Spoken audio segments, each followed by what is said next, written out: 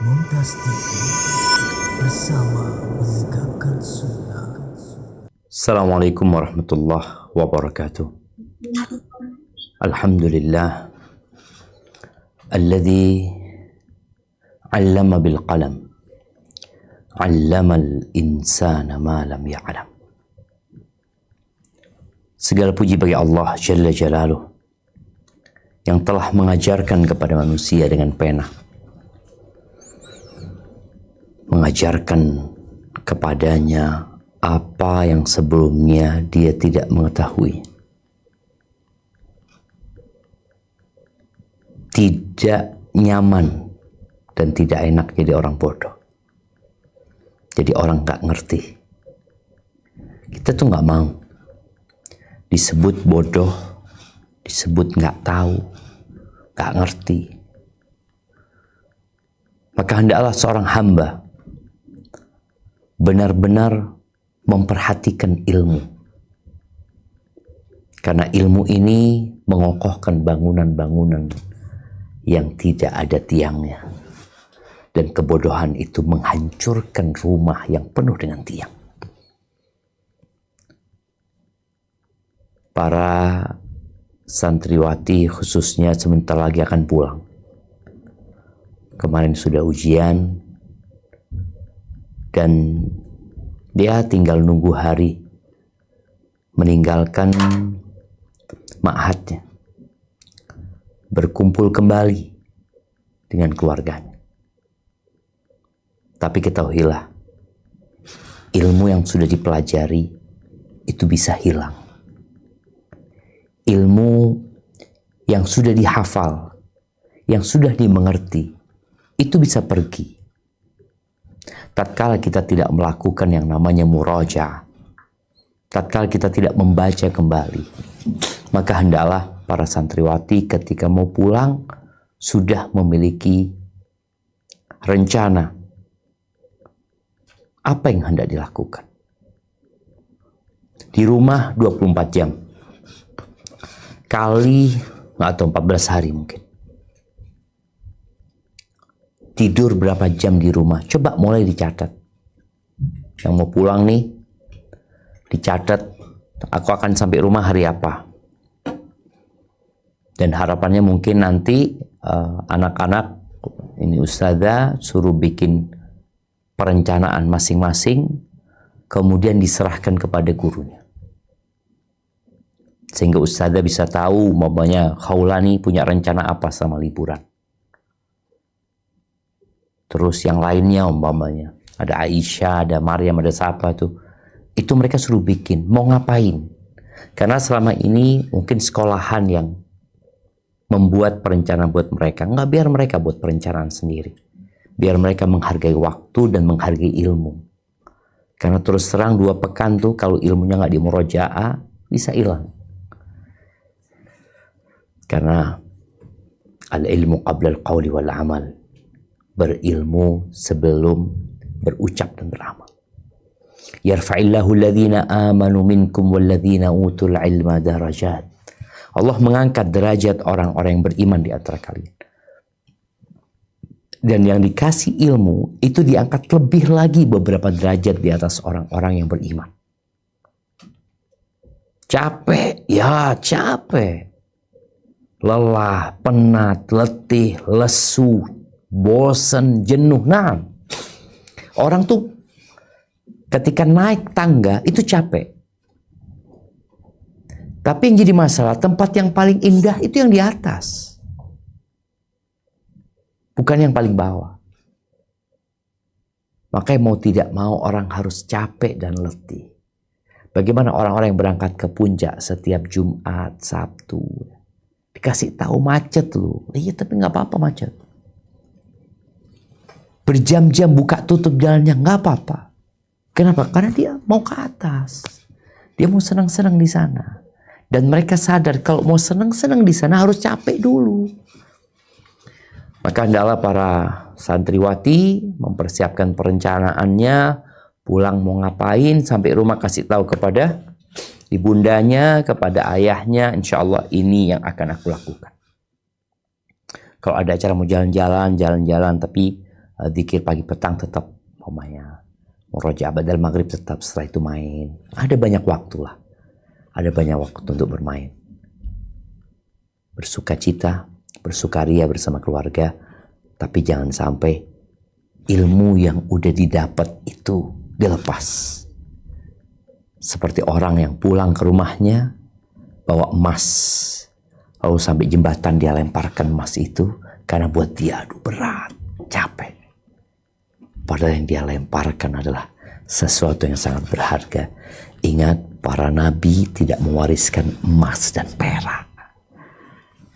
Emas dan perak ditinggal. Tapi yang diwarisin para nabi adalah ilmu.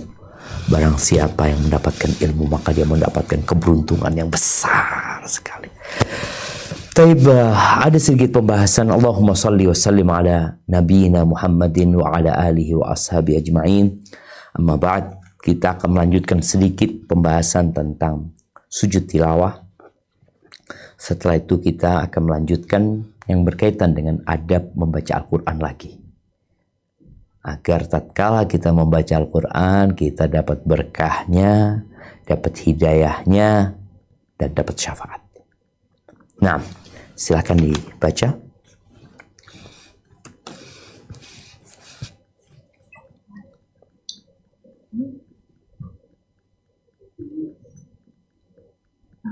Afwan Ustaz, ini dari yang melanjutkan yang kemarin dulu kan Ustaz? Iya betul, yang halaman 152 ya. Nah, Ustaz. Kemudian setelah ia selesai bertasbih, nah, ya 152.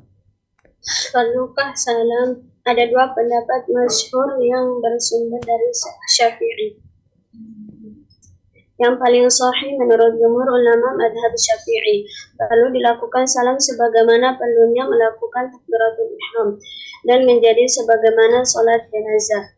Ini berpedoman pada apa yang diriwayatkan oleh Ibnu Abi Daud dengan sanad sahih dari Abdullah bin Mas'ud radhiyallahu anhu bahwa dahulu beliau pernah membaca ayat sajadah kemudian sujud lalu salam.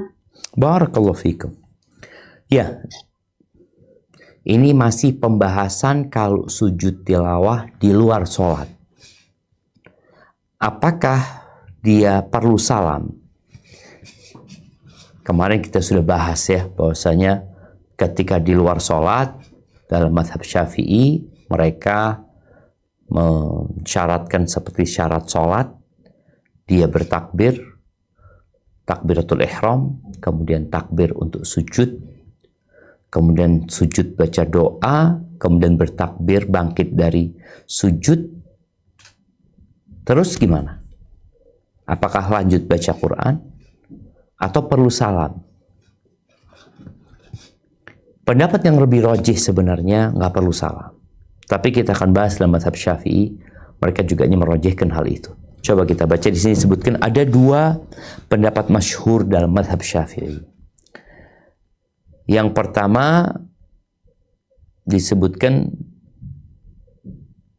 perlu dilakukan salam sebagaimana perlunya melakukan takbiratul ihram.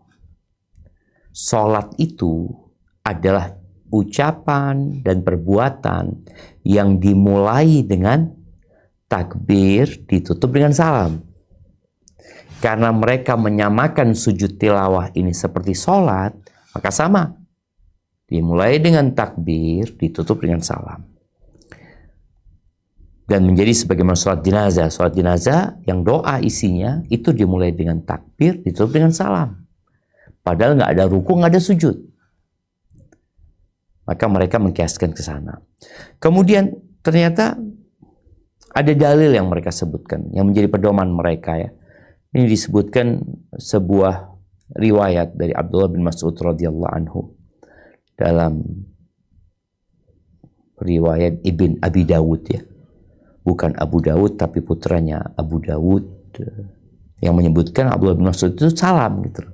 Tapi yang jadi masalah seperti yang kita bahas, nggak ada cerita Nabi SAW salam.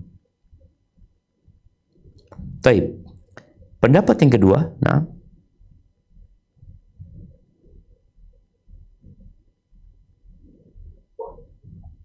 Yang kedua, tidak perlu sebagaimana sujud tilawah saat sholat.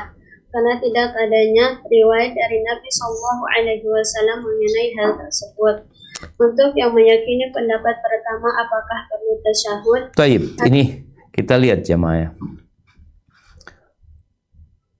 Pendapat yang kedua, nggak perlu. Sebagaimana kita ketika sujud tilawah sedang sholat, ya sudah takbir aja. Nggak ada assalamualaikum kemudian berdiri lagi. Dan tidak ada riwayat bahwa Nabi SAW melakukan hal itu. yakni beliau setelah sujud tilawah, beliau salam. Karena sujud tilawahnya Nabi SAW diriwayatkan oleh para sahabat. Kita udah bahas ada 14 tempat atau 15 ayat yang berkaitan dengan sujud tilawah. Dan tidak ada satupun riwayat yang menyebutkan saat itu Rasulullah SAW mengucapkan salam. Baik, gimana yang ikut pendapat pertama? Kalau mereka mengucapkan salam, apakah setelah bangkit dari sujud itu duduk dulu bertasyahud baru salam atau tidak? Nah, ini ada dua pendapat lagi yang berpendapat bahwasanya harus salam. Maka mereka juga membincangkan apakah ada tasyahud atau langsung salam. Nah, silakan dibaca. Ada dua pendapat. Yang paling sahih, tidak perlu sebagaimana tidak harus berdiri. Sebagian ulama menggabungkan dua hal ini dan menghasilkan tiga pandangan perlu perihal tasyahud. Pendapat yang paling sahih, harus salam tanpa tasyahud. Pendapat kedua, tidak perlu melakukan keduanya, tasyahud dan salam. Pendapat ketiga, keduanya harus dilakukan. Baik, afwan. Pendapat yang paling sahih, annahu la budda minas salam duna tasyahud. Pendapat yang paling sahih harus salam tanpa tasyahud. Nah, ini pendapat yang paling sahih menurut pendapat ini ya. Pendapat yang kedua, tidak perlu melakukan dua-duanya. Tasyahud dan salam, nggak perlu. Pendapat yang ketiga, keduanya harus dilakukan. Kita lihat ya, pendapat yang pertama dan kedua dan ketiga ini bertolak belakang. Yang kedua tidak perlu tasyahud dan salam, yang ketiga harus tasyahud dan salam.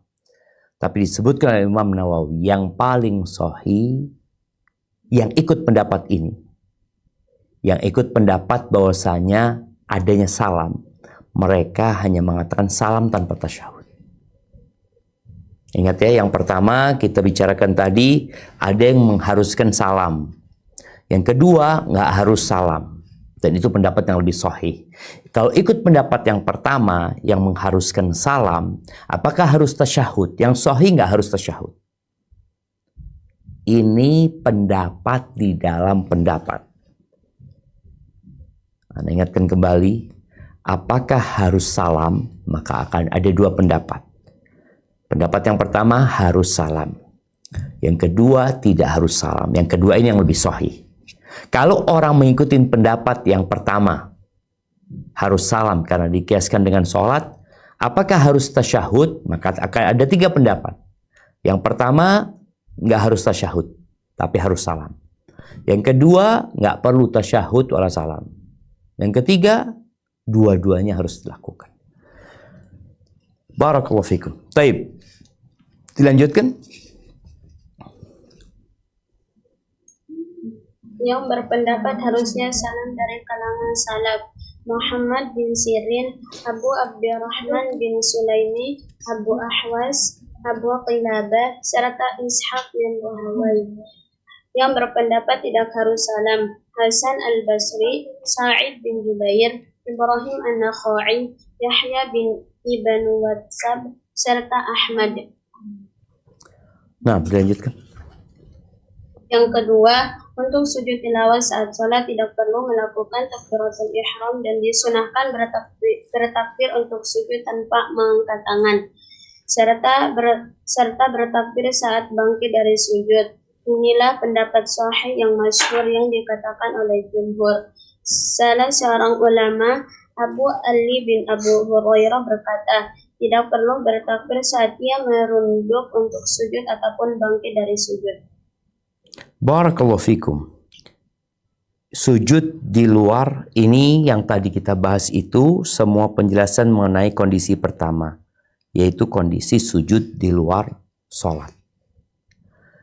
Bagaimana kalau sujud di dalam sholat? Adabnya sekarang seperti apa? Kalau kita baca ayat sajidah, kita sedang sholat. Di sini disebutkan, tidak perlu melakukan takbiratul ihram. Itu yang pertama. Karena sudah masuk waktu sholat ya. Bukan masuk waktu sholat ya. Maksud dalam kondisi sholat. Yang dimulai dengan takbiratul ihram. Jadi ikut takbiratul ihramnya sholat. Yang kedua, disunnahkan bertakbir untuk sujud tanpa mengangkat tangan. Kan kalau takbiratul ihram, kita disunahkan untuk angkat tangan. Ketika ruku, kita disunahkan angkat tangan. Ketika sujud, kita dianjurkan angkat tangan. Tapi untuk sujud tilawah disebutkan disunahkan bertakbir untuk sujud tanpa mengangkat tangan. Karena ini takbirnya takbir untuk sujud tilawah. Kemudian yang ketiga, bertakbir saat bangkit dari sujud. Inilah pendapat sahih yang masyhur yang dikatakan oleh jumhur. Sebutkan salah seorang ulama, Abu Ali bin Abu Hurairah berkata, tidak perlu bertakbir saat ia merunduk untuk sujud ataupun bangkit dari sujud. Ini sholat. Ada yang berpendapat nggak harus takbir. Jadi tahu-tahu sujud aja, kemudian berdiri. Yang sahih adalah bertakbir untuk sujud dan bertakbir untuk bangkit. Maka disebutkan oleh Imam Nawawi yang ma'ruf adalah yang pertama. Ya, jadi kita udah paham. Ketika di luar sholat ada banyak pendapat ya. Ada yang berpendapat tadi harus berdiri.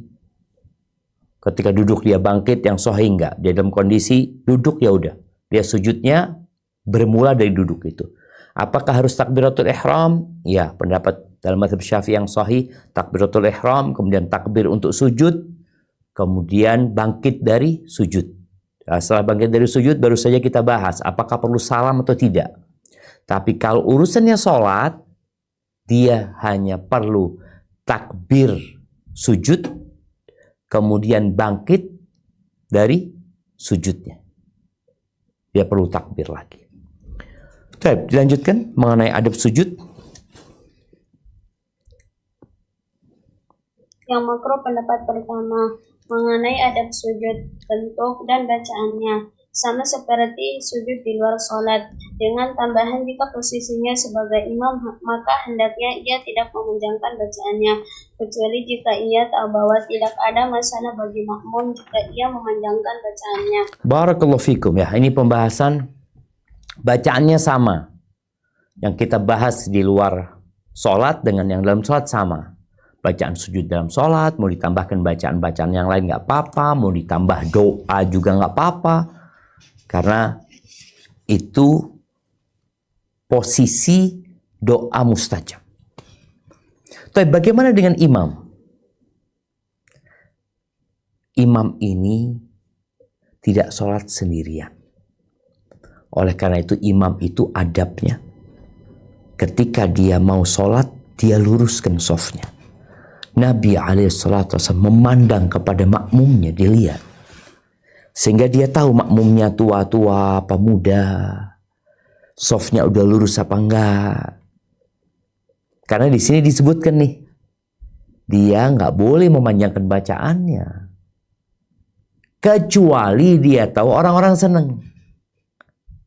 Karena anak ingat, anak pernah jadi imam dulu. Ketika di pesantren, ya namanya kita baca hadis, kita ingin langsung ngamalin. Bagaimana dianjurkan memperbanyak doa ketika sujud. Oh, kita sujud udah panjang-panjang. Habis sholat ditegur sama jamaahnya. Dikatakan, Ustadz, kalau jadi imam, perhatikan makmumnya. Terus terang, anak termasuk yang kalau lama sujudnya jadi pening, pusing dia. Kalau lama, kalau biasa enggak. Nah, ini perlu diperhatikan. Tapi kalau imamnya tahu-tahu Allahu Akbar, dia nggak tahu dengan kondisi makmumnya. Kalau makmumnya senang, antum lihat makmumnya muda-muda, umpamanya lagi sholat taraweh ya. Kan sholat taraweh bisa di masjid, bisa di rumah, di musola. Kadangkala ada teman-teman di Surabaya itu bikin program sholat taraweh 11 rakaat, 1 rakaat 1 juz. Nah, udah dikasih tahu nih, yang semuanya kita 1 juz. Yang nggak kuat ya udah dia bisa duduk, mungkin dia sholat di masjid lain. Sehingga imamnya udah tahu nih, makmumnya siap. Maka dia memperpanjang nggak apa-apa. Tapi kalau ternyata makmumnya nggak siap, jangan. Karena Rasulullah SAW pernah menegur Mu'ad bin Jabal ketika dia jadi imam di kampungnya, sholat isya baca Al-Baqarah. Dilanjutkan.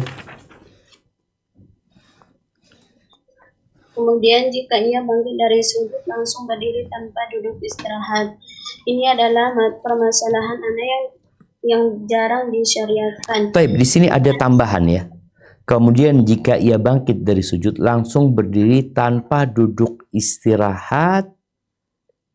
Nah, ada tambahan di bahasa bila khilaf, tambahi bila khilaf. Tanpa ada perselisihan. Tanpa ada perselisihan. Ya, itu artinya bila khilaf. Jadi ketika tadi dia hendak sujud tilawah, maka dia nggak perlu angkat tangan.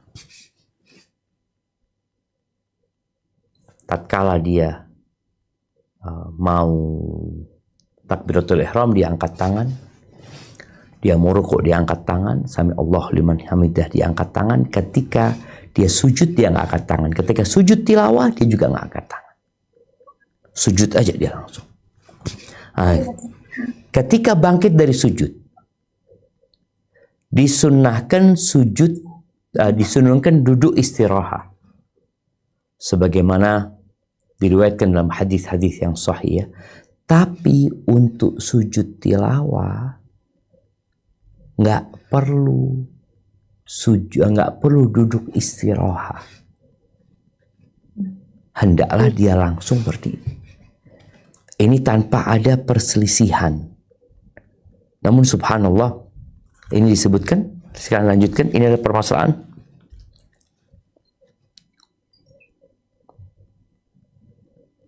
Di antara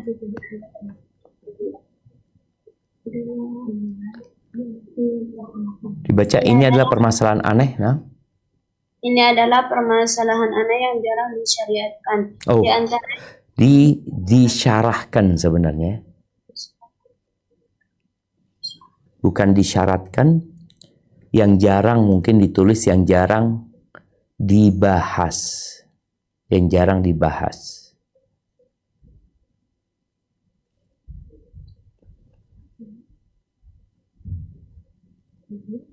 Dan di antara yang membahasnya atau yang menyatakan, di antara yang menyatakannya dan di antara yang menyatakannya, bukan mensyaratkannya.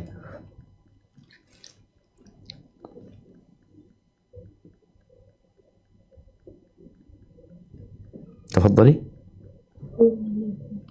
Ini adalah permasalahan aneh yang jarang dibahas. Di antara yang menyatakan Qadhi Husain Baghawi serta Rafi'i.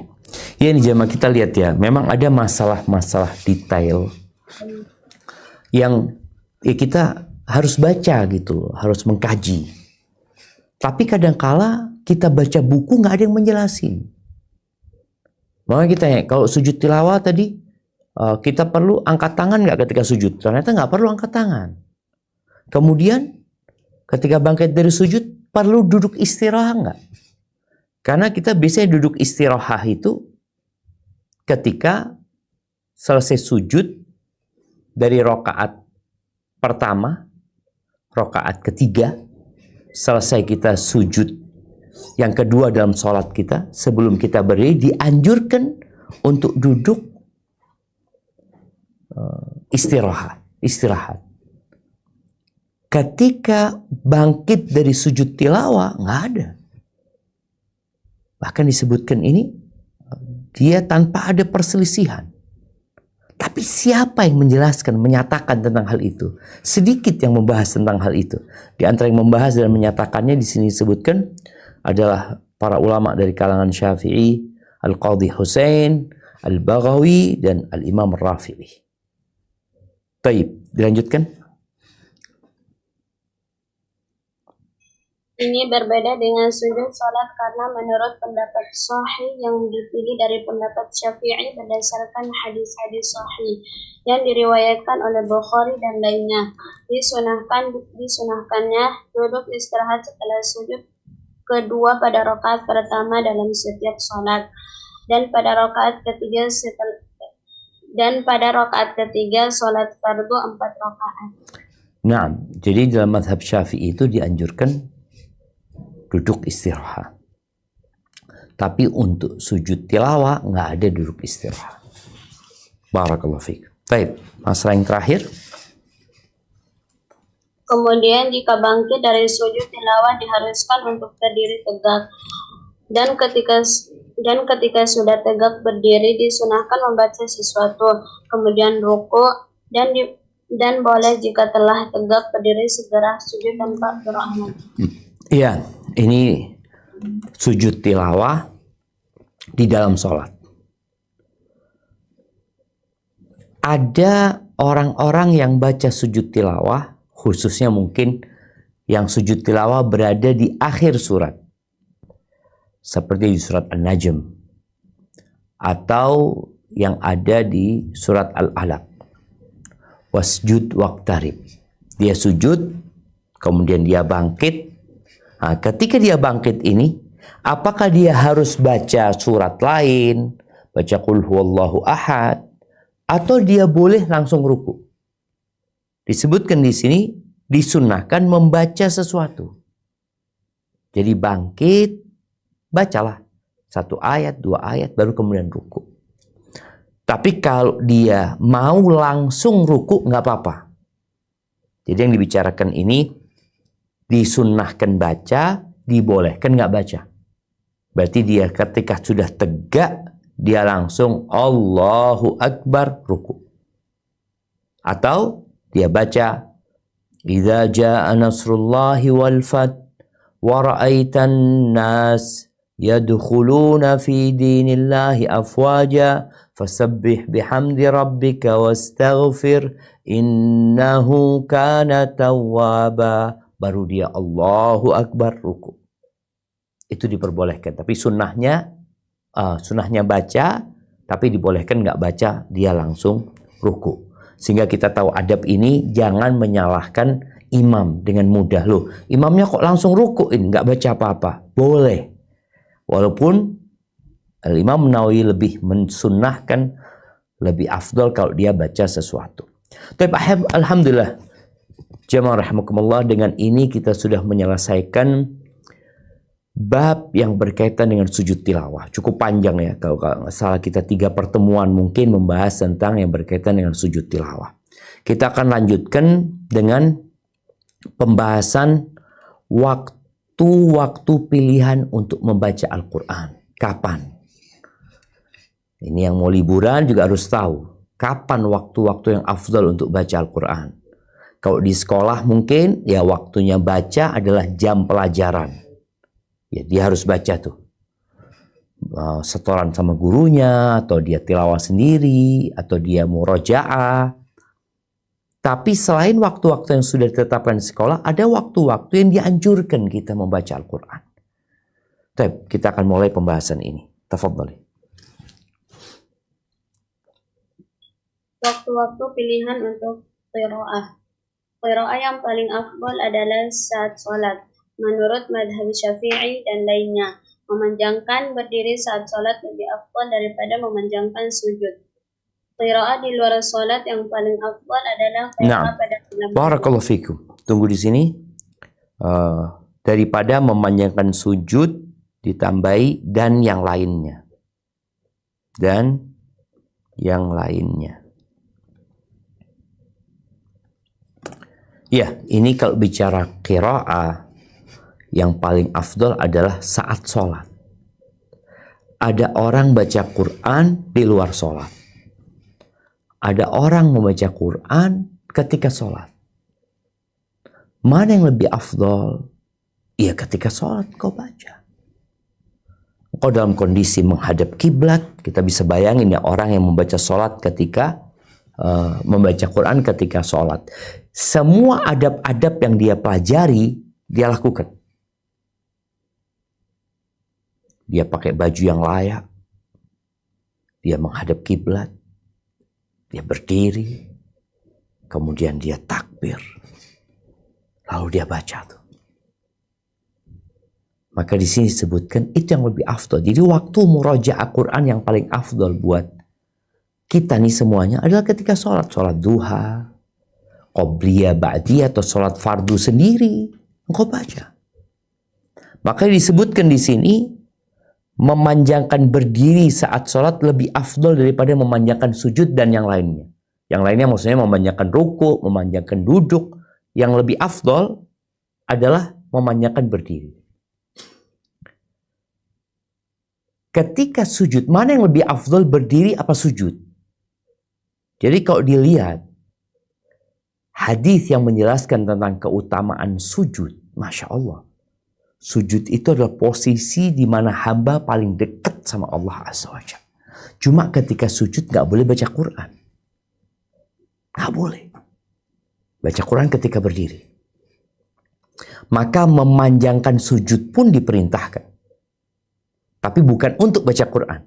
Untuk berdoa. Jadi ada hadis Nabi SAW menyebutkan bahwasanya afdhalus salatul qunut.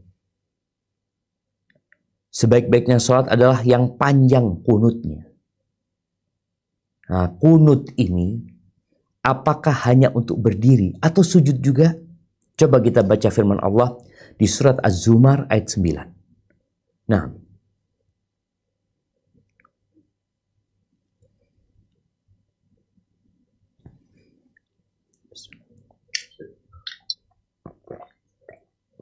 أعوذ بالله من الشيطان الرجيم أمن هو قانت آناء الليل ساجدا وقائما يحذر الآخرة ويرجو رحمة ربه قل هل يستوي الذين يعلمون والذين لا يعلمون إنما يتذكر أولو الألباب. Apakah kamu, hai orang musyrik yang lebih beruntung, ataukah orang yang beribadat pada waktu-waktu malam dengan sujud dan berdiri, sedang ia takut kepada azab akhirat dan mengharapkan rahmat Tuhannya? Katakanlah, adakah sama orang-orang yang mengetahui dengan orang-orang yang tidak mengetahui? Sesungguhnya orang-orang berakallah yang dapat menerima pelajaran. nah, barakallah fikum ya. Berakallah ya. Hanya orang-orang yang berakal yang dapat mengambil pelajaran. Maka di sini Allah sebutkan niqanitun ana al-laili, di malam hari dia dalam posisi berdiri dan sujud. Allah sebut dua nih, berdiri dan sujud. Maka sujud yang panjang pun dianjurkan untuk berdoa memohon kepada Allah Azza wa Jalla. Ada pembahasan para ulama ya berkaitan dengan panjangnya berdiri ini. Lebih utama banyak rokaatnya atau panjang berdirinya. Artinya dia nih, satu rokaat dia sama dengan 2 rokaat orang lain. Karena dia bacaannya panjang. Boleh jadi orang ini sudah 4 rokaat, ini masih 2 rokaat. Ini masih rokaat pertama, ini sudah salam. Membicara sholat sunnah umpamanya seperti itu. Mana yang lebih utama? Maka yang berdirinya panjang nih. Namun disebutkan juga para ulama bagaimana dengan sholat-sholat yang ada anjuran jumlahnya. Seperti sholat malam. Rasulullah SAW sholat 11 rakaat, 9 rakaat, 7 rakaat, 5 rakaat. Umpamanya berkaitan dengan sholat witir tadi. Lebih utama dia sholat 11 rakaat dengan bacaan yang mungkin 11 rakaat setengah jam, atau dia cuma 7 rakaat tapi 1 jam. Lebih utama mana? Apabila memandang kepada panjangnya berdiri, maka lebih utama yang berdirinya panjang. Tapi kan di satu sisi ada angka yang ingin dicapai. Maka sebagian mengatakan yang 11 rakaat lebih afdol gitu loh. Ahibati fillah, sholat ini nanti akan ditimbang. Jumlah itu dicatat. Bobot dan kualitas itu ditimbang. Makanya kadang-kala kita melihat ada makanan yang jumlahnya banyak, sama. Umpamanya kita beli bawang lah. Bawang itu anggap ada 100 siung bawang itu. Yang ini cuma 50 siung.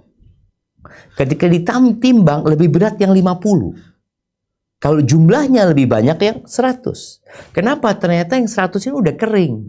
Udah membusuk kadang-kala. Jadi nggak berat lagi dia sudah ringan. Yang ini masih segar. Maka berkaitan dengan ibadah ini, hendaklah kita tidak hanya melihat kepada jumlahnya, jumlah yang wajib ya kita kejar, tapi jumlah yang disunnahkan ya kita berusaha untuk mencapainya. Tapi kalau kita tidak bisa mencapainya, memperpanjang bacaan hendaklah menjadi target kita. Sujudnya juga panjang, memohon dan berdoa kepada Allah Azza wa Jalla. Barakallahu fiik. Baik, dilanjutkan.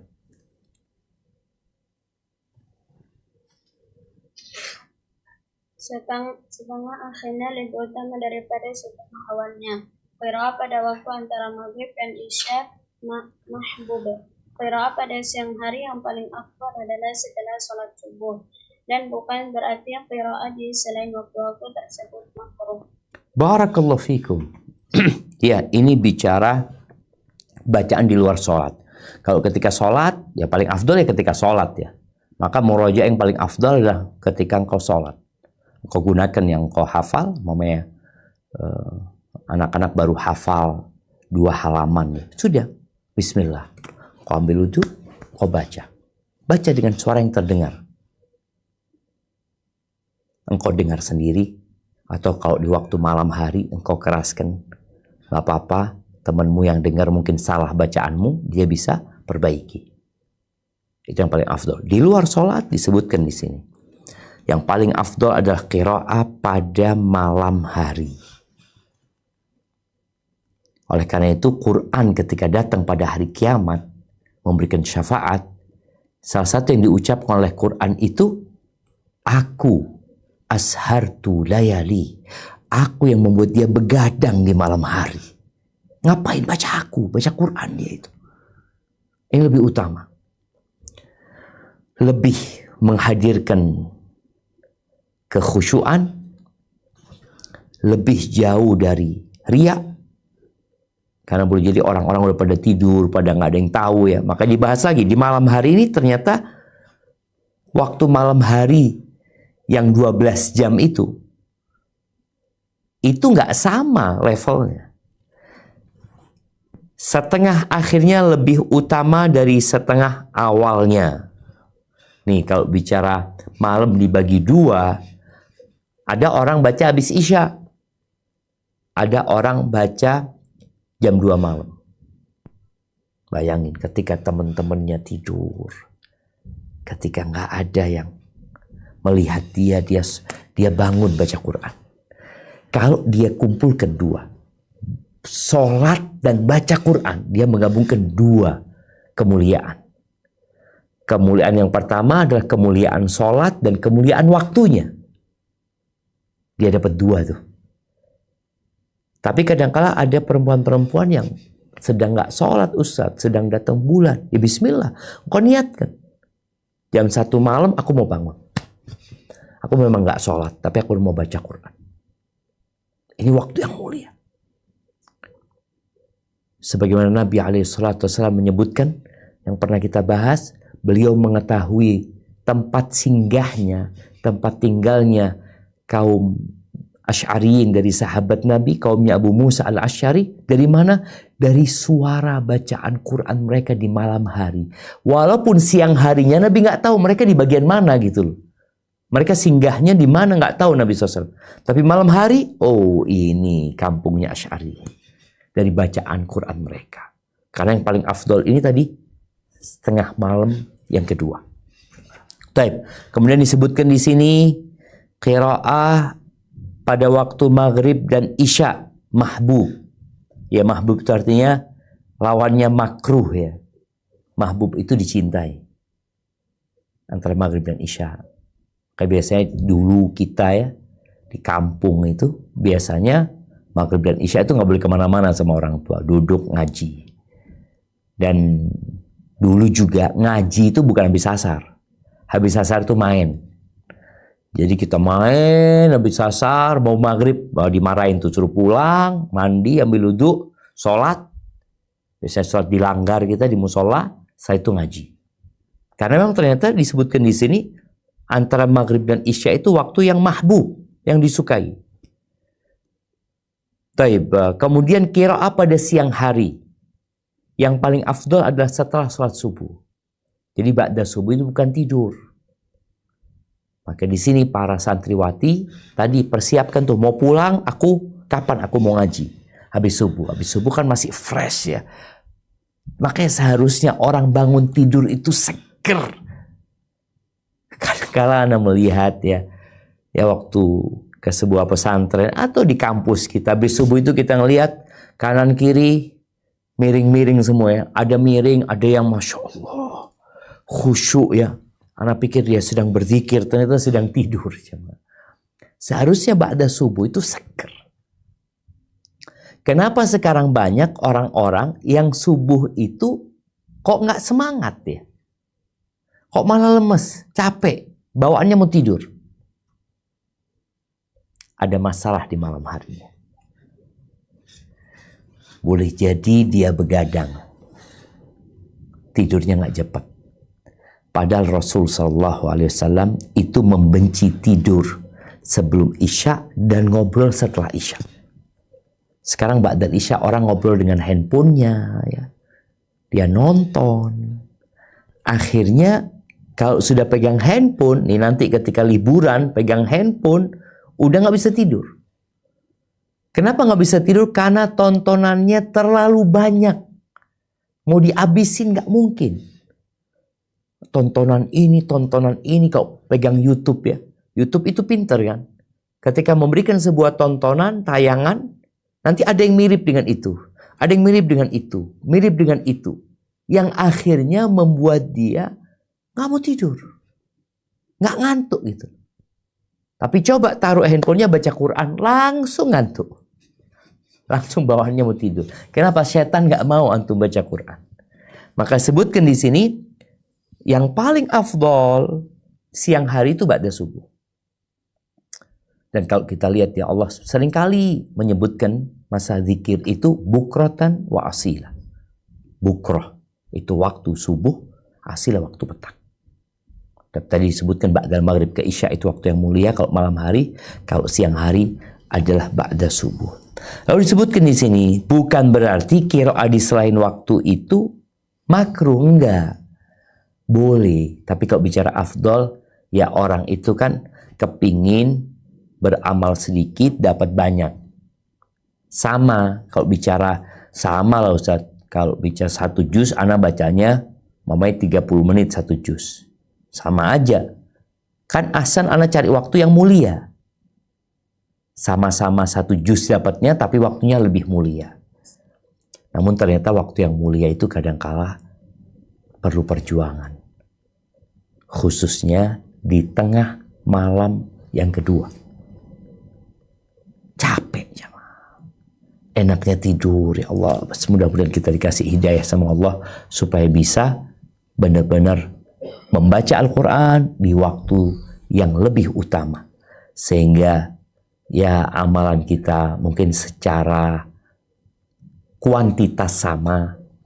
Artinya tadi 1 juz. Antum sehari berapa? Ana alhamdulillah one day 1 juz. One day 1 juz dia ini kapan antum bacanya? Wana biasanya habis asar. Ini one day one juz. Kapan bacanya? Jam 1 malam. Sama nih. 1 juz dapatnya. Tapi kualitasnya kelak ditimbangan pada hari kiamat berbeda. Berbeda jamaah. Karena waktunya lebih utama. Apalagi ditambah kekhusyuan yang lebih ya. Barakallahu fiik. Nah, dilanjutkan.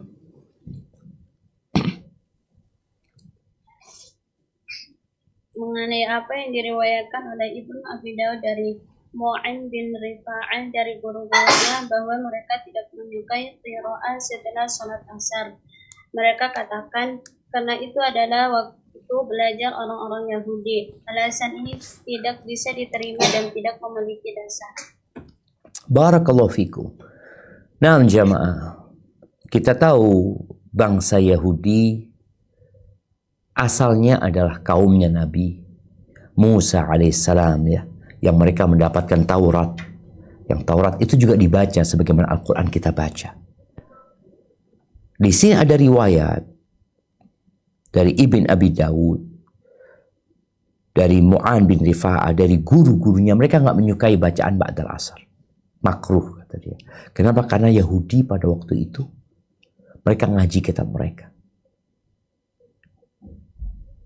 Sedangkan kita diperintahkan menyelisihi Yahudi. Kok kita baca Quran habis asar? Namun ternyata pernyataan ini nggak ada dasarnya. Ya wallahu alam ya, apakah perlu dikaji? Ana juga belum mengkaji lebih dalam lagi ya. Apakah benar orang-orang Yahudi itu kalau baca Taurat hanya habis asar? Tapi sejatinya nggak ada masalah kita baca Quran mau habis asar, karena kita tidak ada ingin menyerupai orang Yahudi, dan juga ini disebutkan la aslalahu, ini nggak punya sumber yang jelas, nggak punya sandaran yang jelas, yaitu memakruhkan bacaan Quran setelah sholat asar. Sehingga yang kajian habis asar umpamanya musola ada TPA biasanya habis asar, nggak ada masalah buat mereka. Walaupun tadi disebutkan kalau ba'dal maghrib itu lebih afdal, karena itu sudah masuk waktu malam ya. Jadi waktu malam lebih afdal daripada waktu siang, sedangkan waktu siang disebutkan yang paling afdal adalah ba'da subuh. Baik, kalau hari apa yang lebih afdal kita baca Quran? Tafadhal. Adapun hari-hari pilihan untuk membaca Al-Quran adalah hari Jumat, Senin, Kamis, hari Arafah, 10 terakhir Ramadan, 10 hari pertama bulan Dzulhijjah, serta hari-hari pada bulan Ramadan. Nah, ada tambahan di sini sebenarnya. Adapun hari-hari pilihan disebutkan di sini. Adapun bulan setelah tulisan 10 hari pertama bulan Dzulhijjah, wa minasyuhur, adapun bulan-bulan pilihan adalah bulan Ramadan ya. Adalah bulan Ramadan, bukan hari-hari pada bulan Ramadan tapi bulan Ramadannya. Tapi sekarang di sini ada, tadi kita bicara waktu. Yang waktu manusia insya Allah semua sama, 24 jam. Hari 7 hari. Bulan 29 sampai 30 hari. Baik, kalau bicara hari yang paling afdol disebutkan hari Jumat. Hari Jumat ini hari yang paling mulia. Kalau bicara hari Jumat itu dimulai dengan malam Jumat. Ketika hari Kamis matahari tenggelam, maka kita masuk ke malam Jumat, kemudian hari Jumatnya. Ada anjuran membaca surat Al-Kahfi. Jumhur ulama dari empat mazhab itu mereka menganjurkan membaca surat Al-Kahfi setiap hari Jumat. Walaupun hadisnya diperselisihkan ya. Tapi sebagian besar mereka melihat hadis itu bisa diterima. Karena ada ziyadatul thiqah ya, tambahan perawi yang thiqah, sehingga mereka mengamalkan itu. Tapi bukan hanya baca surat Al-Kahfi ya, baca surat apapun kita dianjurkan baca di hari Jumat. Karena khairul ayyam, sebaik-baiknya hari adalah hari Jumat. Kita diperintahkan di situ banyak amalan yang berkaitan dengan hari Jumat. Tapi ada larangan untuk mengkhususkan malam Jumat untuk qiyamul lail. Jadi ini orang hanya qiyamul lail malam Jumat. Yang lainnya nggak ada. Enggak, kita setiap malam usahakan bangun malam. Tapi malam Jumat Kalau memang besoknya libur, kita bisa punya waktu yang lebih banyak untuk baca Quran, tafadhol. Kemudian hari Senin. Bicara hari Senin ini, ya ini hari diangkatnya amalan. Rasulullah SAW puasa hari Senin dan Kamis. Beliau sering puasa hari Senin dan Kamis ya. Karena itu hari diangkatnya amalan. Kemudian ini yang pekanan ya. Setiap pekan itu kan ada 7 hari. Maka Jumat, Senin, Kamis itu termasuk hari-hari yang mulia kita untuk memperbanyak baca Al-Quran. Kemudian hari Arafah. Hari Arafah ini tanggal 9 Dzulhijjah. Nggak semua orang bisa wukuf di Arafah. Maka orang-orang yang tidak ada di Arafah, ya manfaatkan waktu untuk membaca Al-Quran. Di Arafah pun juga mulai wukufnya itu setelah tergelincirnya matahari. Sehingga sebelum itu, nasihat buat para jemaah haji ya, engkau silahkan duduk santai sambil nunggu tergelincirnya matahari. Tiduran juga nggak apa-apa. Manfaatkan untuk membaca Al-Quran. Karena itu hari yang mulia, hari Arafah. Kemudian 10 terakhir Ramadan. Ya, ini yang diharapkan ada Lailatul Qadar. Apalagi di malam Lailatul Qadarnya. Yang Allah mengatakan, Inna anzalnahu fi Lailatul Qadar. Kami menurunkan Al-Quran ini di Lailatul Qadar. Kemudian setelah itu 10 awal Dzulhijjah. Ada apa dengan 10 awal Dzulhijjah? Jamaah rahimakumullah, yang famous, yang terkenal, yang viral di antara manusia itu adalah 10 akhir Ramadan ya. Walaupun juga banyak orang-orang mungkin yang sibuk belanja. Tapi alhamdulillah akhir-akhir tahun ini ana sangat bergembira sekali tatkala melihat umat Islam sudah ingat dengan kemuliaan 10 akhir Ramadan. Mereka itikaf ya di masjid-masjid yang dulu tidak pernah ada itikaf, mereka jadi itikaf. Di rumah pun orang-orang sibuk baca Quran. Ini sebuah kemajuan ya yang kita lihat di diri umat Islam, tentunya dengan belajar, karena mereka belajar. Dulu jarang kita ngelihat orang itikaf, jarang sekali. Sekarang pun emak-emak sama anaknya pindah rumah, kadang-kala tidur di masjid. Nah, 10 awal Dzulhijjah ini kurang dikenal. Kenapa kurang dikenal? Ya boleh jadi karena faktor kita tidak mengenalkan. Maka harapan anak ini untuk yang mendengar kajian ini, di 10 awal Dzulhijjah, cobalah bikin banner. Bikin banner di perumahan umpamanya ya. Kalau perumahan kan bebas, mungkin mereka tinggal izin RT RW-nya, ditaruh tulisan selamat menyambut 10 awal Dzulhijjah. Yang ada kan Idul Adha. Nah, Idul Adha ini rangkaian dari 10 awal Dzulhijjah. Maka bagaimana kita buat banner atau kita sewa banner yang disewakan ya, apa namanya? Yang di pinggir jalan itu biasanya ada tempat billboard apa? Billboard. Kita sewalah sebulan itu atau 10 hari untuk mengingatkan orang. Di depan kita ada 10 awal Dzulhijjah.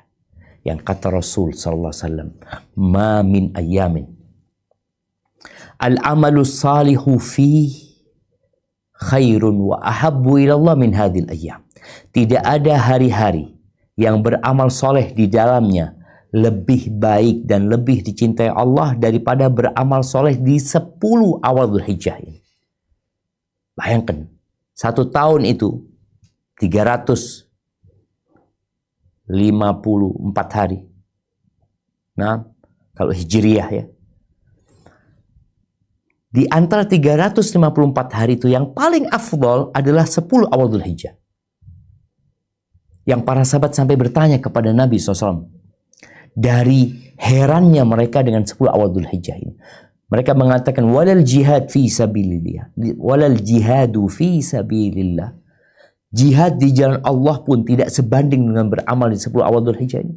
Walal jihad fi sabilillah. Kecuali seorang yang keluar dari rumahnya, membawa harta dan nyawanya, kemudian gak ada yang pulang. Dia tewas dengan Allah dan menjadi kendaraannya. Kudanya, ontanya terbunuh atau ditawan oleh musuh. Maka berusaha kita untuk mengagungkan 10 awal Dzulhijjah. Dan biasanya sekolah liburan. Maka manfaatkan. 10 akhir Ramadan, sekolah liburan. 10 awal Dzulhijjah, mau Idul Adha, sebagian sekolah sudah mulai libur, yang libur ya. Manfaatkan hal itu. Taib. Kalau bulan apa yang paling afdal? Kita tahu ada 12 bulan, dimulai dengan Muharram, diakhiri dengan Dzulhijjah. Yang paling mulia itu bulan apa? Bulan Ramadan. Baik, kita lanjutkan satu pembahasan. Silahkan ketika bacaan terhenti.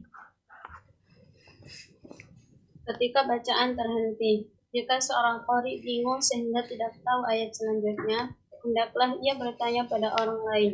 Ketika bertanya, hendaknya ia tetap menjaga adab-adab sebagaimana diriwayatkan dari Abdullah bin Mas'ud, Ibrahim An-Nakha'i, Bashir bin Abu Mas'ud radhiyallahu anhum.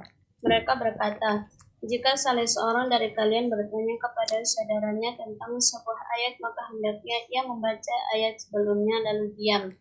Dan janganlah ia katakan bagaimana kelanjutan ayat ini dan ini, karena dengan begitu ia mencampurkan sesuatu pada Al-Quran. Barakallahu fikum. Afwan, ini ucapan mencampurkan sesuatu pada Al-Quran kayaknya nggak gitu artinya. Tadi sempat mengkaji lebih dalam. Bukan mencampurkan sesuatu pada Al-Quran, jadi menjadikan rancu. Menjadikan rancu. Rancu bagaimana? Menjadikan rancu? Al-Quran. Menjadikan rancu aja. Jadi mencampurkan sesuatu pada Al-Quran itu dicoret. Nah, yang ada karena dengan begitu ia menjadikan rancu. Ini bicara adab.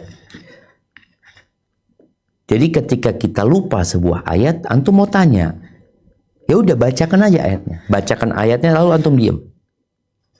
Nah, orang itu biasanya akan apa? Akan nyambung tuh. Tahu ketika antum diam ya berarti antum nggak bisa melanjutkan. Ini kalau orang yang kita mau tanya ini dengerin kita. Hanya saja kadang-kala orang itu nggak dengerin kita. Kita udah baca, dia sedang sibuk main handphonenya, dia nggak tahu dengan apa yang kita baca. Jadi kalau orang itu faham bahwa kita memang sedang nggak bisa melanjutkan, lupa dengan apa yang akan kita baca, insya Allah dia akan memperbaiki. Karena kan orang itu kalau lagi diam, dengerin. Ibnu Mas'ud dan yang lainnya, jangan kau tanya pertanyaan seperti disebutkan, wala yaqulu kaif wa kadza wa kadza. Gimana katanya? Gimana setelah ayat ini ayat apa? Orang itu malah jadi rancu buat dia, apa ya ayatnya? Tapi kalau engkau baca seperti seorang guru ketika dengar muridnya baca, kemudian diam, biasanya akan dilanjutkan. Ini bicara adab ya. Tapi kalau orang itu nggak melanjutkan, ya terpaksa kita tanya sama dia, afwan. Ana mau baca ayat, ada yang lupa ana. Antum baca, lanjutannya apa? Jadi di awal kita katakan, ana nggak tahu lanjutan ayat ini, bacakan ayat. Mungkin dengan seperti itu dia akan melanjutkannya. Yang lebih utama nggak perlu kita tanya sebenarnya, tapi kita membacakan secara langsung. Namun kalau nggak sadar ya mau gimana lagi? Ketika dia nggak sadar kita sedang butuh bantuan dia. Barakallahu fiik. Itu mungkin yang dapat kita kaji pada kesempatan kali ini. Insya Allah kita akan lanjutkan pada pembahasan yang akan datang. Entah setelah anak-anak pulang dari liburan mungkin. Yang jelas apa yang sudah dipelajari tolong diamalkan. Ilmu itu nggak ada gunanya, nggak ada manfaatnya kalau sekedar dihafal, kalau sekedar untuk jawab ujian. Ilmu itu akan mendatangkan berkah tatkala kita amalkan dalam kehidupan ini. Asalkan pengamalannya dengan ikhlas dan berharap pahala dari Allah Azza wa Jalla. Santriwati yang pulang bawa tuh Qur'annya. Alhamdulillah aku sudah dikasih sama Allah 10 juz Al-Quran. Bayangkan 10 juz ini ada berapa huruf? Engkau hitung tuh. Jadi boleh jadi kalau bicara ayat 10 juz itu ya kira-kira 2000 ayat lebih. 2000 tuh. Engkau punya 2000 ayat. Alhamdulillah. Satu ayatnya boleh jadi berisi beberapa huruf yang itu merupakan petunjuk yang Allah turunkan kepada Nabi kita Muhammad alaihi salatu wassalam. Tolong dibaca, tolong dipelajari, ditadabburi, kemudian diamalkan. Barakallahu fiik. Kita masuk ke sesi tanya jawab. Nah, ana kembalikan ke moderator. Alhamdulillah, barakallahu fiik wa jazakallahu khairan atas materinya Ustaz. Baik, untuk selanjutnya kita memasuki sesi tanya jawab. Silahkan yang mau bertanya di chat ataupun yang mau raise hand. Ya. Untuk yang pertama ada Ibu Evi. Tafadholi.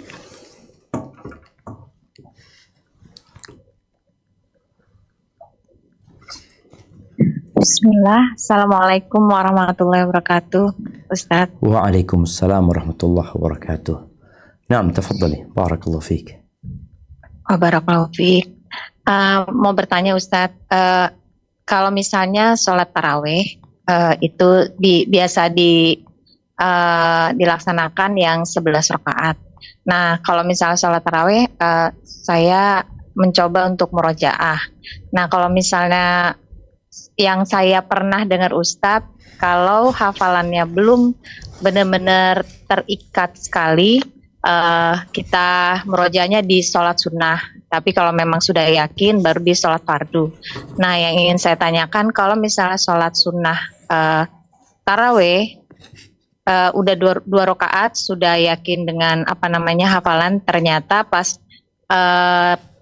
yang sholat berikutnya, saya ingin yakin sekali untuk baca, ternyata pada saat dipraktekkan, ada yang lupa Ustadz. Siap. Nah, terus saya coba ulang lagi bacaannya itu pada saat 2 rakaat yang berikutnya. Tapi sebelumnya jadi ngafalin dulu Ustadz. Jadi nggak langsung sholat 2 rakaat gitu. Jadi dihafalin dulu baru sholat berikutnya. Apakah itu boleh Ustadz? Masya Allah. Barakallahu fiik.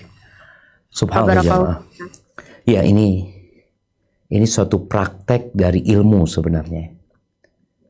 Karena ada orang yang bacaan sholatnya itu nggak pernah berubah. Itu melulu. Kalau bicara hukum, ya boleh-boleh aja gitu loh. Karena yang jadi rukun sholat itu kan Al-Fatihah. Tapi bagaimana seorang muslim itu berusaha untuk naik tingkatannya? Jadi harus punya ambisi menuju ke derajat yang tinggi.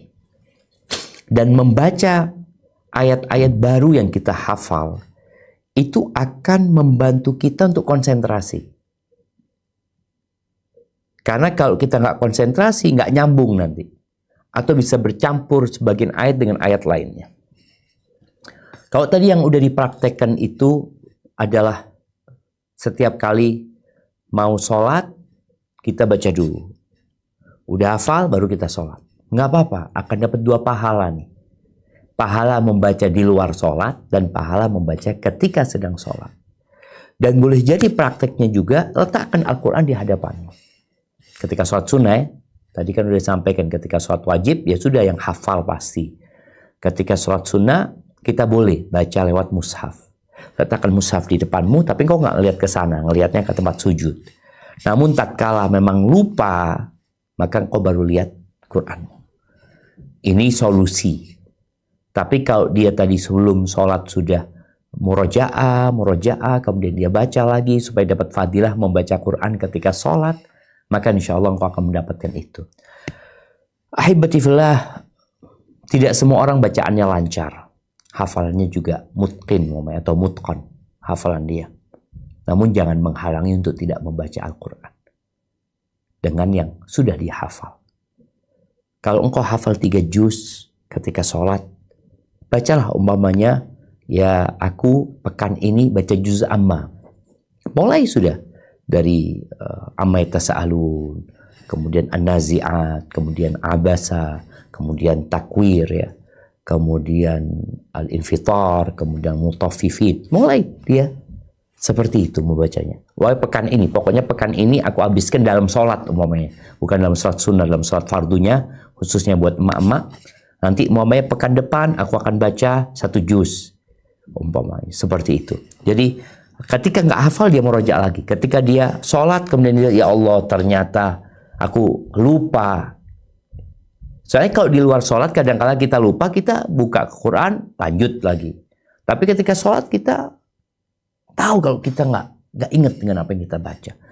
Seperti itu insya Allah baik ya. Jadi semoga para penghafal Al-Quran bisa menjadikan yang dia hafal itu sebagai bacaan sholat mereka. Hadza wallahu a'lam bissawab. Nah.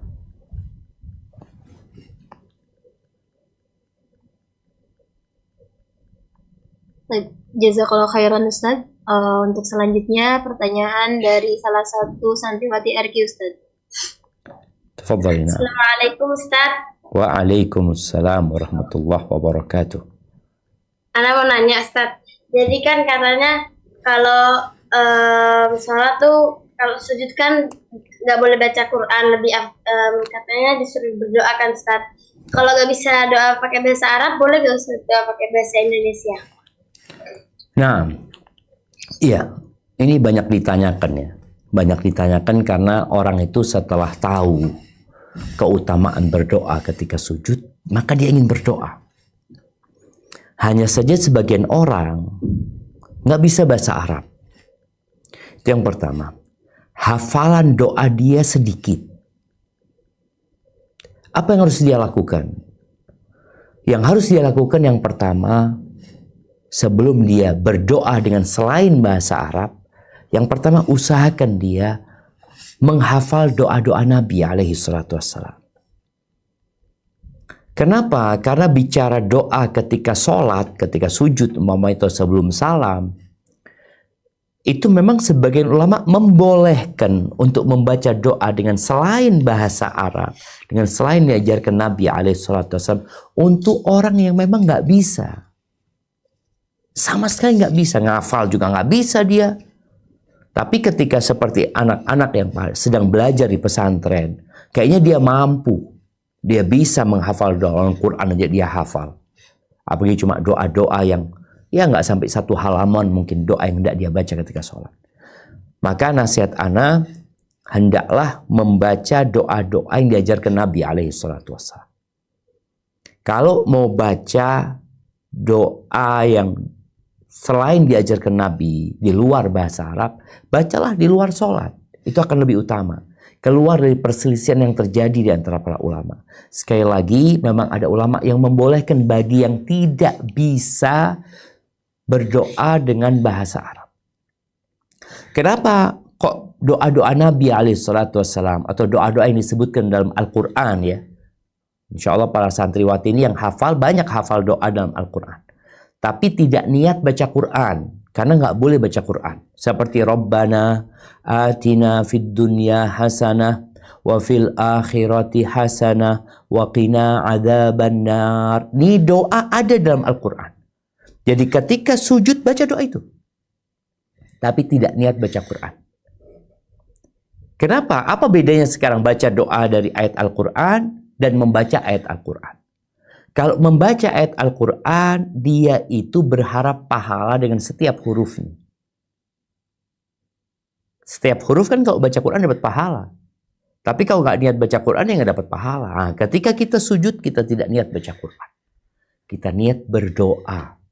Maka nggak apa-apa. Kemudian doa-doa yang diajarkan itu oleh Nabi SAW. Itu doanya pendek. Tapi maknanya luas sekali. Sedangkan kita kadang-kala doanya panjang, isinya 1, 2. Maka hendaklah tetap berusaha untuk menghafal doa-doa yang diajarkan Nabi SAW.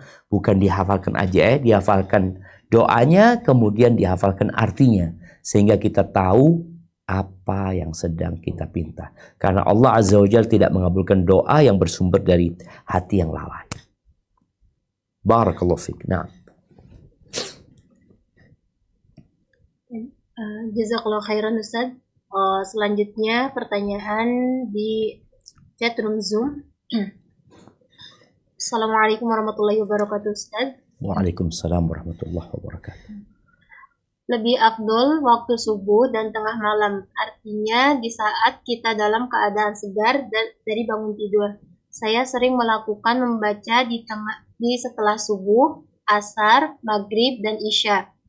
Pemilihan waktu bukan dikhususkan Ustadz, karena tidak setiap hari, karena tidak di setiap hari. Bisa jadi 2 kali saja atau 3 kali.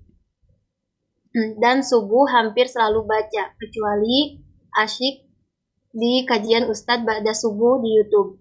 Dan yang paling banyak tantangan adalah waktu maghrib dan isya, mengantuk berat. Tetapi tetap baca. Tengah malam jarang baca Ustadz. Gak mau mengganggu waktu tidur. Tidak mau mengganggu waktu tidur. Bagaimana pandangan Ustadz dengan yang saya lakukan? Semua tidak ada penghususan, termasuk asar yang tadi disinggung kebiasaan orang Yahudi. Masya Allah, barakallahu fiik. Nah, ahibati fillah. Yang pertama, waktu baca Al-Quran itu adalah semua waktu. 24 jam itu, sebagaimana Imam Nawawi menyebutkan, nggak ada yang makruh baca Qurannya itu. Full kita boleh baca Quran 24 jam. Tapi kalau bicara yang lebih utama, maka di waktu di malam hari. Nah, waktu malam hari ini yang lebih utama adalah setelah tengah malam. Yang tadi dikatakan saya nggak pernah baca Quran tengah malam ya karena takut ganggu waktu tidur. Sebenarnya tinggal di setting. Tidur itu ya 5 jam cukup malam hari atau 6 jam cukup. Walaupun sekarang disebutkan waktu tidur 8 jam. Enggak, jangan terlalu banyak tidurnya. Orang tidur itu nggak merasakan hidup sebenarnya. Waktu 5 jam itu cukup insya Allah. Atau 6 jam tidur. Nah, tinggal dilihat nih engkau setting kalau waktu di malam hari. Kalau engkau tidur jam 9, subuhnya jam 4, itu 7 jam. Ya, jam 9, subuh jam 4, itu 7 jam. Maka engkau ambil tuh. Enggak, berarti aku mau tidur 6 jam. Sehingga aku jam 1, aku akan bangun. Sampai jam 2, setelah itu tidur lagi. Jadi ada waktu malam dia untuk baca Quran. Baik baca Quran saja atau baca dengan sholat. Tapi kan tadi yang sampaikan, kadang-kala perempuan ini datang bulan nggak bisa sholat malam. Tapi bukan berarti dia nggak bisa baca Quran di tengah malam. Dia bisa. Aku kan nggak sholat, betul. Tapi kebiasaannya, ini harapannya, para wanita yang biasa sholat malam, ketika dia datang bulan, bukan berarti bangun malamnya ditiadakan. Tetap dia bangun malam bukan untuk sholat. Tapi untuk berdoa, untuk berzikir, untuk membaca Al-Quran, tapi tidak dengan menyentuh mushaf. Seperti yang sudah pernah kita bahas. Kalau dikatakan dia punya waktu habis subuh itu masuk waktu siang sebenarnya. Tapi anak heran tadi ketika dikatakan dia ba'dal maghrib, ba'dal isya, ngantuk berat ya. Ngantuk berat ini Masya Allah, biasanya orang ngantuk baru ba'dal isya. Ini ba'dal maghrib udah ngantuk. Mungkin dia punya banyak kegiatan di siang hari. Jadi insya Allah nggak ada masalah. Habis asar pun nggak apa-apa. Pendapat yang kuat, nggak ada masalah baca pada waktu asar. Tapi yang lebih afdol adalah ba'da subuh. Kalau itu di siang hari. Jadi silahkan dibaca. Mau didawamkan karena, bukan mendawamkan karena bicara keutamaan ya. Tapi karena dia bisanya waktu itu. Apalagi dikatakan nggak tiap hari juga Ustaz. Ingat kata Nabi SAW, khairul amali adwamuhu wa in qalla. Sebaik-baiknya amalan adalah yang berkesinambungan, konsisten. Walaupun sedikit, jumlahnya nggak banyak. Itu lebih utama daripada banyak habis itu berhenti. Hadza wallahu a'lam bissawab. Nah. Jazakallahu khairan Ustaz. Untuk selanjutnya pertanyaan dari salah satu santri IT lagi Ustaz. Assalamualaikum Ustaz. Waalaikumsalam warahmatullahi wabarakatuh. Ustaz izin bertanya. Naam, tafadhali, ahlan wa sahlan. Ustaz, bagaimana jika menyalakan murotal tapi kita tinggal tidur, tidak mendengarkannya dengan baik-baik? Nah, jadi menyalakan murotal ini ada kondisi sebelum tidur. Jadi memang dia mau tidur, dia mau dengerin Quran. Dia niat mau dengerin Quran. Tapi mau tidak mau, ketika tidur, murotalnya masih hidup. Maka ketika murotalnya masih hidup dan tidak ada yang membaca, mau lebih baik dimatikan. Tapi kan dia dengerannya nggak mungkin dia ngidupin murotal dalam kondisi tidur. Dia menyalakan murotal sebelum tidur. Maka nggak ada masalah insya Allah. Asalkan dia sebelum tidur memang niat untuk mendengarkan sambil murojaah. Tapi ketika dia ketiduran, mungkin kawan-kawannya yang melihat murotal itu masih hidup dan tidak ada yang mau dengar, mungkin dia matikan. Kemudian boleh jadi menyalakan murotal dalam kondisi kita bekerja. Yang lebih utama sudah kita bahas. Lebih utama itu memang duduk, baca, ya dengerin. Tapi bukan berarti kita nggak boleh sambil bekerja dengerin. Nggak apa-apa. Sambil bekerja mendengarkan, niat tadi kan, dia mau mendengarkan Al-Quran ya. Atau dia setel di rumahnya karena memang ada pekerja di rumah ya, mudah-mudahan mereka juga dapat mendengarkan Al-Quran. Insya Allah tetap dia akan mendapatkan berkah dari Al-Quran walaupun tidak seperti orang yang melakukan semua adab membaca Al-Quran. Hadza wallahu a'lam bishawab. Jazakallah khairan Ustaz. Untuk selanjutnya pertanyaan di chatroom Zoom. Assalamualaikum warahmatullahi wabarakatuh Ustaz. Waalaikumsalam warahmatullahi wabarakatuh. Apakah dengan saya membaca Al-Quran sementara saya tidak tahu artinya dan hanya sekedar membaca, apakah tetap mendapatkan manfaat dan pahala, dan apakah sia-sia atau tidak dalam melakukan bacaan tersebut? Lalu bagaimana caranya agar saya bisa menikmati bacaan Al-Quran tersebut? Masya Allah, barakallahu fiik. Ya, ada beberapa pertanyaan di sini. Yang pertama, bagaimana hukumnya orang yang baca Al-Quran tapi dia nggak tahu artinya? Apakah dia akan mendapatkan pahala, dapat manfaat? Iya, dia tetap akan mendapatkan. Karena yang dia baca adalah kalamullah. Yang dia baca ini firman Allah, firman Tuhan. Dari Allah bermula, nanti akan kembali kepada Allah Azza wa Jalla. Kau akan mendapatkan berkahnya, walaupun kau nggak tahu artinya. Akan tetapi kalau engkau ingin tambah berkah, selain pahala, engkau ingin dapat hidayah, maka mau tidak mau kau harus baca artinya. Karena buat orang yang faham bahasa Arab, dia faham dengan makna Al-Quran tersebut. Sehingga dia menikmatin, dia dapat pahala, dia kemudian dapat hidayahnya. Karena ketika ada perintah sholat, kan seharusnya kita mengamalkan perintah tersebut. Ada orang yang baca Al-Quran dengan suara yang bagus, tapi dia nggak tahu artinya. Dia sedang membaca umpamanya di surat Al-Baqarah, ya ayyuhalladzina amanu taqullaha wa dharu ma baqiya minar riba in kuntum mu'minin. Dia baca, wahai orang-orang yang beriman, bertakwalah kepada Allah dan tinggalkan sisa-sisa riba kalau engkau beriman. Nih orang yang nggak tahu artinya, dia mungkin pelaku riba, dia makan riba atau dia memberi makan riba, dia baca aja. Padahal dia sedang dalam larangan Tuhan. Karena dia nggak tahu artinya. Maka ketika dia baca tahu artinya, dia takut, ya Allah ya, aku masih melakukan ini ya Allah umpamanya. Perintah, wa qul lil mu'minati yaghdudna min absarihinna wa yahfadna furujahun. Katakan kepada wanita-wanita yang beriman agar mereka menundukkan pandangan mereka dan menjaga kemaluan mereka. Dia baca, Allah, aku belum mengamalkan ini. Disitulah hidayahnya. Di mana di maknanya. Ya, tentunya firman Allah ini turun untuk memberikan hidayah. Untuk mendapatkan hal itu, ya kita baca, kita fahami, kita tadabburi. Sehingga engkau akan mendapatkan plus hadiah dan hidayah. Kalau engkau bertanya bagaimana supaya engkau bisa menikmati bacaan Quran, ya yang pertama adalah niat. Perbaiki niatmu. Kenapa engkau baca Al-Quran? Kemudian jaga adab-adabnya. Baca dengan suara yang indah. Orang itu ada yang niatnya hanya sekedar untuk menghatamkan Al-Quran. Maka dia nggak peduli bacaannya, ada tajwidnya, yang penting hatam.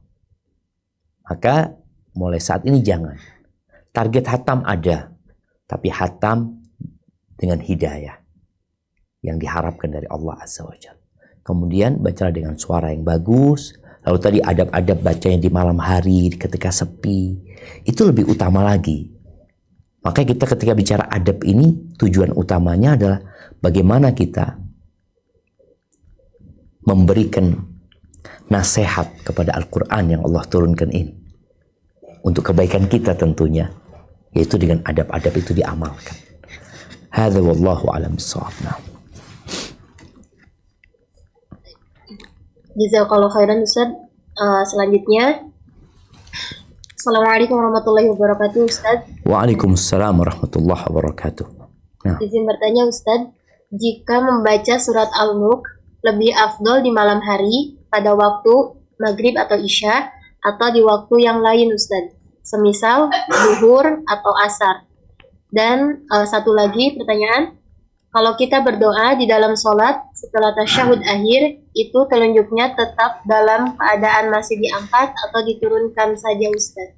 Jazakallahu khairan Ustaz. Masya Allah, barakallahu fiik. Nah, ahibati fillah, kalau bicara mana yang lebih afdal, baca surat Al-Mulk ba'da al-maghrib atau ba'da al-asr atau ba'da al-zuhur. Nah, tadi itu. Maka alhamdulillah kita sudah punya kaidah nih. Tadi sudah kita pelajari bahwasanya waktu yang paling mulia baca Quran itu adalah malam hari. Jadi antara maghrib dan isya lebih utama daripada ba'dal asar menuju ke maghrib. Atau ba'dal zuhur, atau ba'dal subuh. Di malam hari lebih utamanya adalah setelah tengah malam. Nah, kalau di siang hari, engkau mau cari waktu yang afdol di siang hari itu ba'dal subuh. Itu lebih utama. Jadi mungkin itu yang perlu diperhatikan.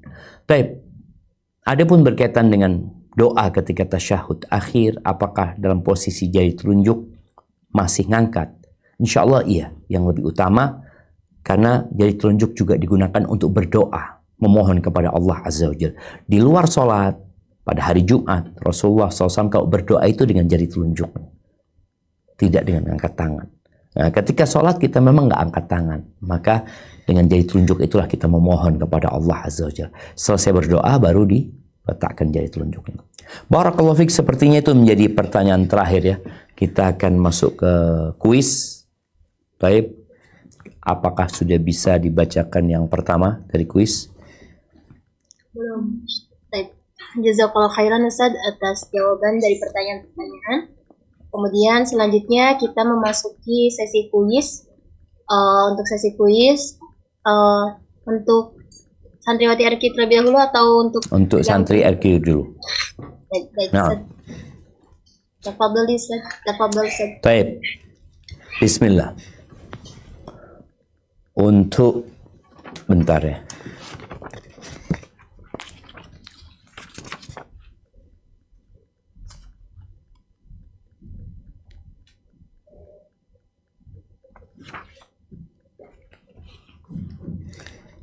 Sebutkan adab sujud tilawah ketika sedang sholat. Bagaimana pelaksanaan sujud tilawah ketika sedang sholat? Tafadhal.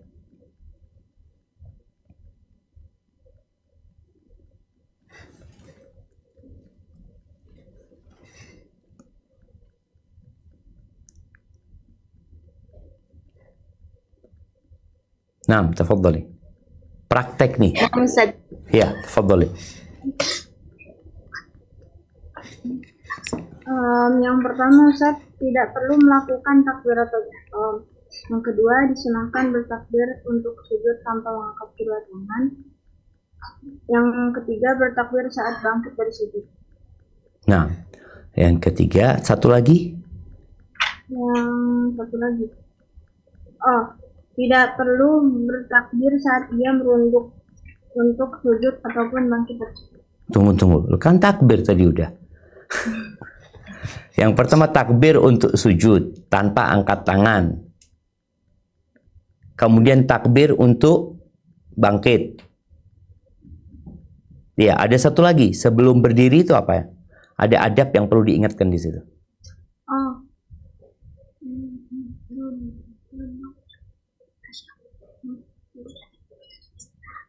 Tidak perlu duduk istirahat. Ya, tidak perlu duduk istirahat.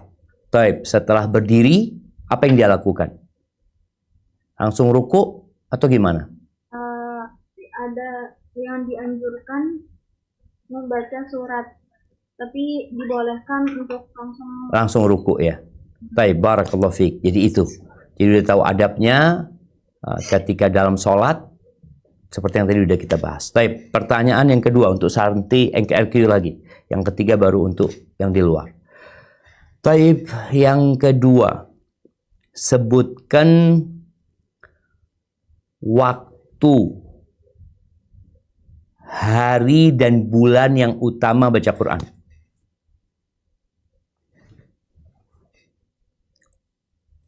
Waktu, hari, dan bulan.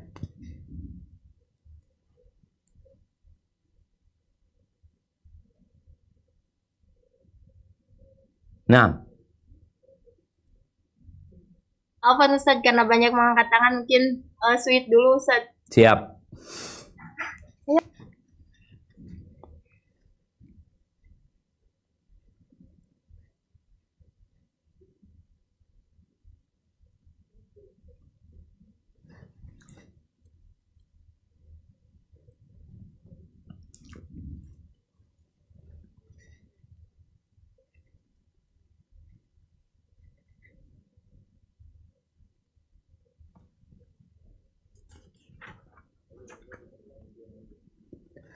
Udah dapat.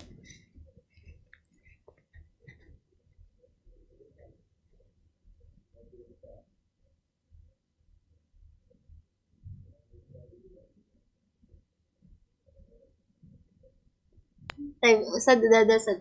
Siap. Tafadhali.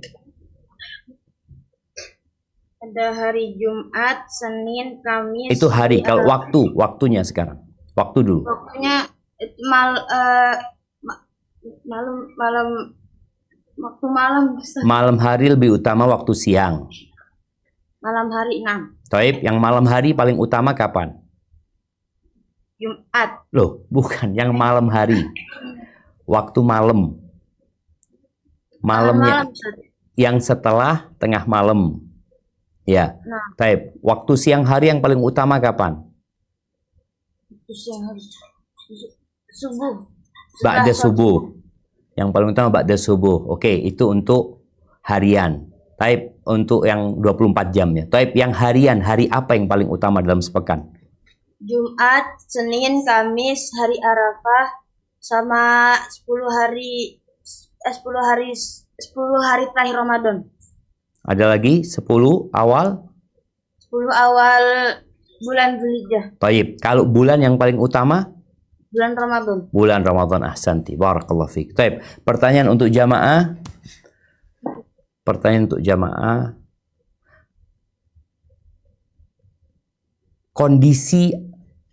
Pada kondisi apa membaca Al-Quran paling utama?